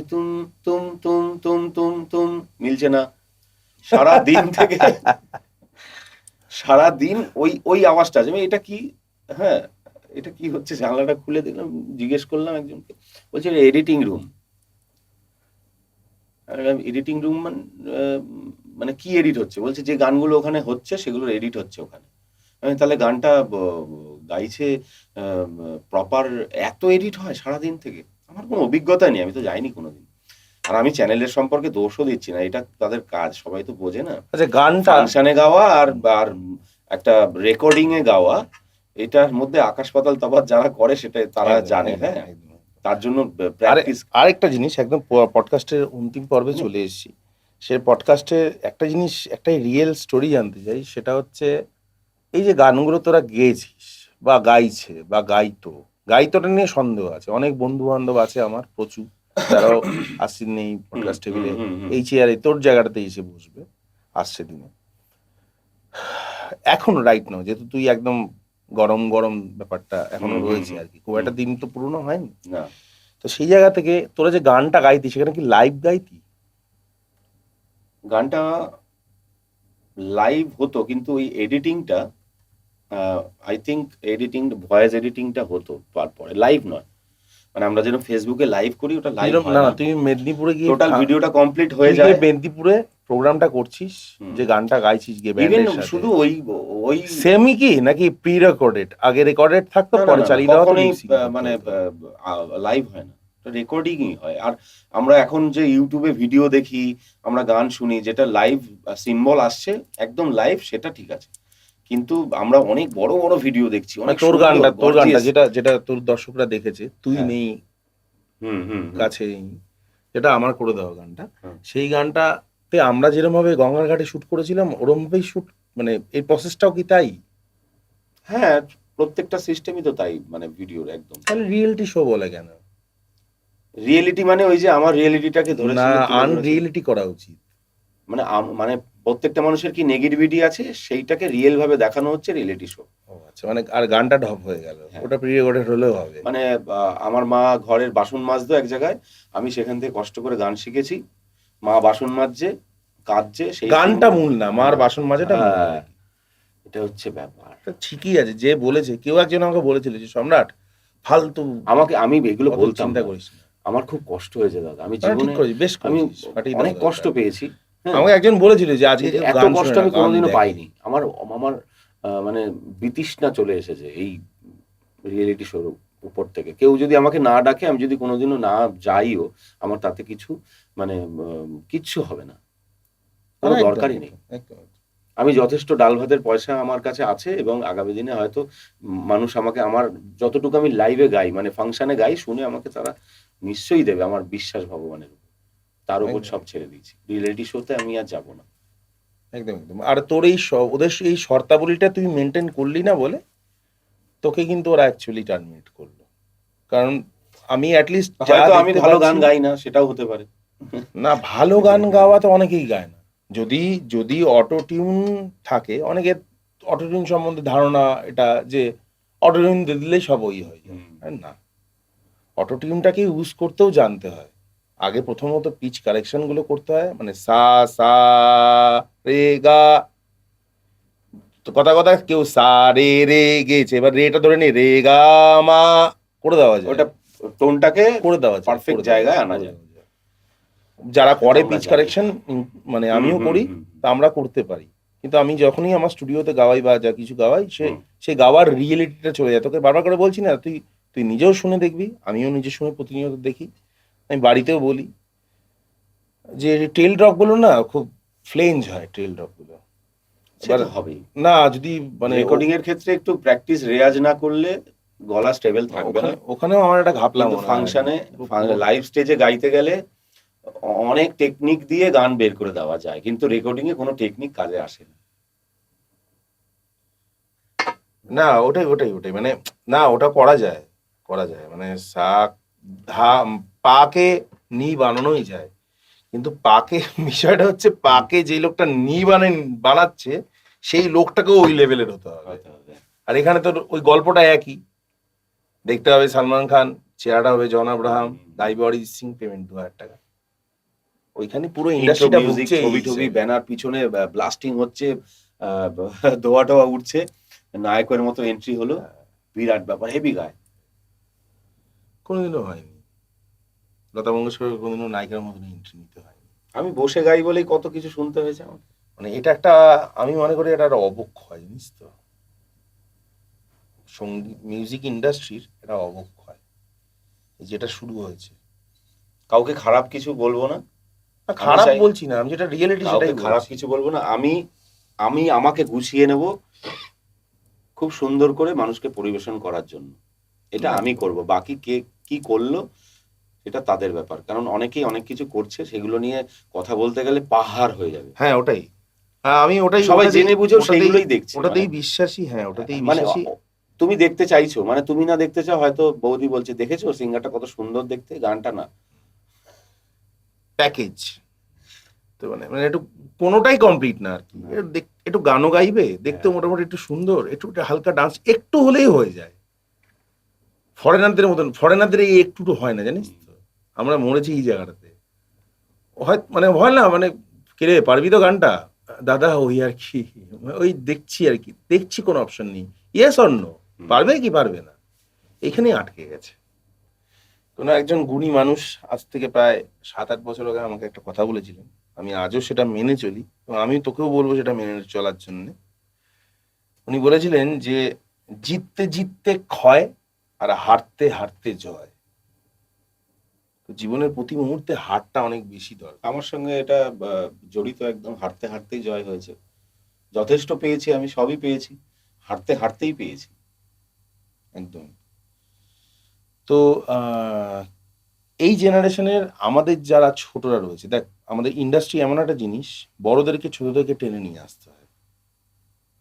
এই যে সুজয়দার কথা বলি, সুজয়দা আজকে যাই হোক, যেটাই হোক, হুম, সুজয়দা কিন্তু তোকে টেনে নিয়ে এসেছিল। একদমই তোকে আজকে যেটুকুনি ধর সুপার সিঙ্গারের জন্য 5-10টা মানুষ চিনেছে, চিনেছে, হ্যাঁ, 10টা মানুষ সেটাও চিনেছে আমাকে, অনেক মানুষ। চিনেছে। এই এটা আনকাট গুলো কেউ জানে না, হ্যাঁ, এটা আমার মনের কথা ছিল। হ্যাঁ, এই হ্যাঁ, স্টোরিগুলো কিন্তু, এই স্টোরিটা কিন্তু পুরোটাই দাঁড়িয়ে রয়েছে সুজয়দার সেই ভালোবাসার জায়গা থেকে। ভালোবাসার জায়গা। তুইও তো কারোর না কারোর দাদা, তোকে দেখেও অনেকে গান বাজনা করছে বা করার চেষ্টা করছে, এটা হবেই, এটাই হবে, এটাই রুলস। হুম। তো তুই তাদের হয়ে একটা কিছু মেসেজ দে যে তারা কিভাবে কি করবে, কি হলে আরো বেটার হওয়া উচিত, কি আমরা যেগুলো পাইনি সেগুলো ওরা আরো আরো কি কি পেলে ওদের ডেভেলপ হবে। সেটা যদি বলি, প্রথমেই বলবো, আগে ভগবানের উপর বিশ্বাস রাখতে হবে, একটা ভালো মানুষ হতে হবে, পরোপকারী হতে হবে। কারো যদি তোমার গান কাজে লাগে, তোমার কোনো কথা বা তোমার সময়টুকু বা তোমার দ্বারা কারো উপকার হয়, তাহলে সেইটাকে কাজে লাগাতে হবে, তাকে দিতে হবে সেই সময়টা, আগামী জেনারেশনকে বলছি। এবং অবশ্যই প্র্যাকটিসের মধ্যে থাকতে হবে, যাতে কিনা তোমার গান বাজনার পথটা আরো সুন্দর মসৃণ হয়। জীবন একটাই। আমরা ভাবছি এখন সব আছে আমাদের কাছে, এত ফেম, এত ভালোবাসা, হ্যাঁ, সবাই এত চাইছে, হ্যাঁ, হ্যাঁ, তুমি খুব ভালো গান করো, তুমি খুব মানে খুবই ভালো, মানে তোমার মতো সিঙ্গার হয় না। এইটা বেশি দিন কিন্তু থাকবে না যদি তোমার ব্যাকগ্রাউন্ডটাকে তুমি ঠিক না রাখো। তোমার যে পেছনের যে ব্যাকগ্রাউন্ড, রেয়াজ আছে, মানুষের সঙ্গে ভালো ব্যবহার আছে, ভালো সম্পর্ক আছে, সেই সমস্ত কিছু বজায় রেখে সঙ্গীত নিয়ে থাকতে হবে। তাহলেই মানুষ তোমাকে আগামী দিনে আরো বেশি দিন চিনবে। বাকিটা ভগবানের উপর, সবাই ভালো থাকবে সেইভাবে। একদমই। তাহলে আজকের মতন এখানে পডকাস্ট আমরা শেষ করছি। আবার কোনো একদিন কোনো এক সময় খুব তাড়াতাড়ি দেখা হচ্ছে আমাদের এই সেটে। একদম একদম। আজকে পডকাস্ট আশা করি তোর ভালো লেগেছে। নিশ্চয়ই, একদম খুব ভালো লাগলো, বুকটা হালকা হলো অনেকটা। তোকেও আমাদের মধ্যে পেয়ে আমরা খুব গর্বিত এবং আমাদের খুব আমিও ভালো ধন্যবাদ লাগলো। জানাই একদম। চ্যানেলের সমস্ত মেম্বার্সদের, তোমাকে, তাপসদাকে, যারা মানে পেছনে রয়েছে, সামনে তো তুমি রয়েছো, BTS, behind the scene. Behind the scene. অনেক অনেক ধন্যবাদ। আর তাপসদার স্টুডিওতে আজকে আমাদের এই একদম। কাস্টিংটা হলো। তো থ্যাংক ইউ ভেরি মাচ সবাইকে, এই Welcome. চ্যানেলের সঙ্গে জড়িত যারা রয়েছেন। আর সবাইকে বলবো ভালো থাকবেন, সুস্থ থাকবেন, তুই সুস্থ থাক, গানে গানে ভালো রাখ, ভালোবাসা দেবেন। সবাইকে ভালো রাখ। ধন্যবাদ। Thank you.